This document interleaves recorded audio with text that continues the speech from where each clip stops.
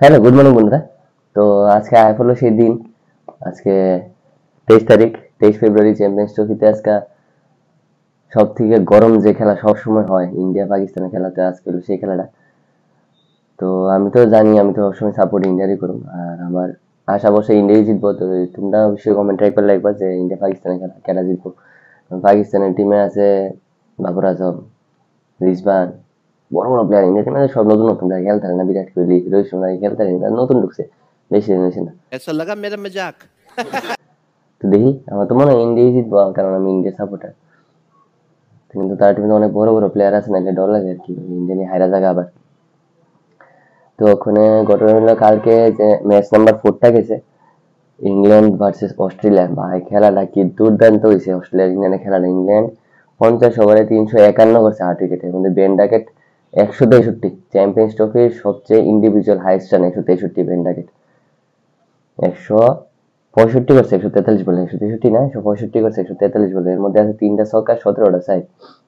আর overall England করছে 351 8 উইকেটে, 50 over খেলেছে। এর মধ্যে হাফ সেঞ্চুরি আছে রুটের, জো রুট হাফ সেঞ্চুরি করছে, আর বেন ডাকেট 165 করছে, আর বাকিরা 10-20 করছে, এত বেশি খেলতে পারছে না। আর অস্ট্রেলিয়ার বলারের মধ্যে সব থেকে বেশি পিটা গেছে হইল গেছে ম্যাক্সওয়েল। ম্যাক্সওয়েল তো অলরাউন্ডার, ম্যাক্সওয়েল তো ওভার বল করেছে, 7 ওভার বল করেছে, 58 রান দিয়ে উইকেট ফেলেছে, যাক অলরাউন্ডার।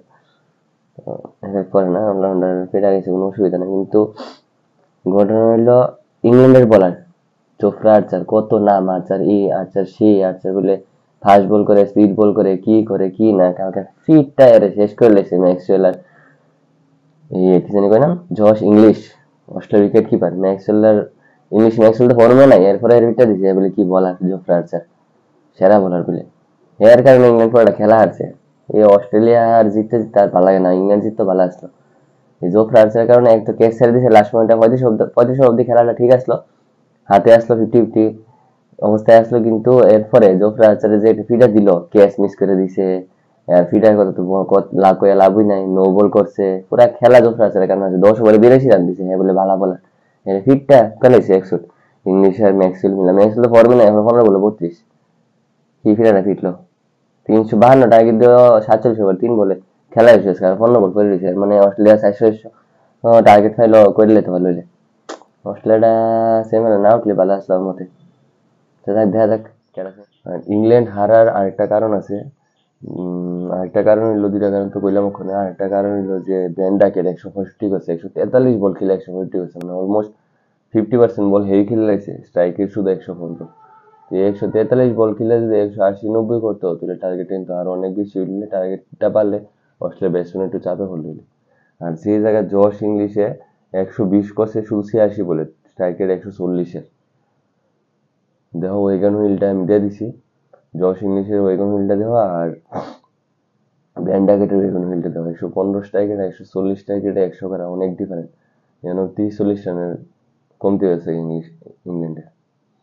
আপাতত আজকে ইন্ডিয়া পাকিস্তানের খেলাটা তো তোমরা সবাই এনজয় করবে, কারণ সানডে, গভর্নমেন্ট এমপ্লয়ি তো সব বন্ধ। প্রাইভেট এমপ্লয়ি একটু কষ্ট হয় খেলা দেখতে, অসুবিধা। কিন্তু গভর্নমেন্ট এমপ্লয়ি সবাই আনন্দের মতো খেলা দেখতে পারবা, সানডে আছে।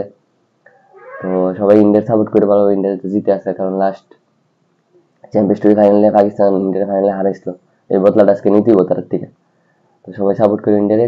আজকে ভিডিওটি আমি শেষ করতেছি, লাইক কমেন্ট সাবস্ক্রাইব শেয়ার অবশ্যই করে, আর কমেন্টে অবশ্যই জয় হিন্দ লাগবা। টাটা, জয় হিন্দ, চেক দে ইন্ডিয়া।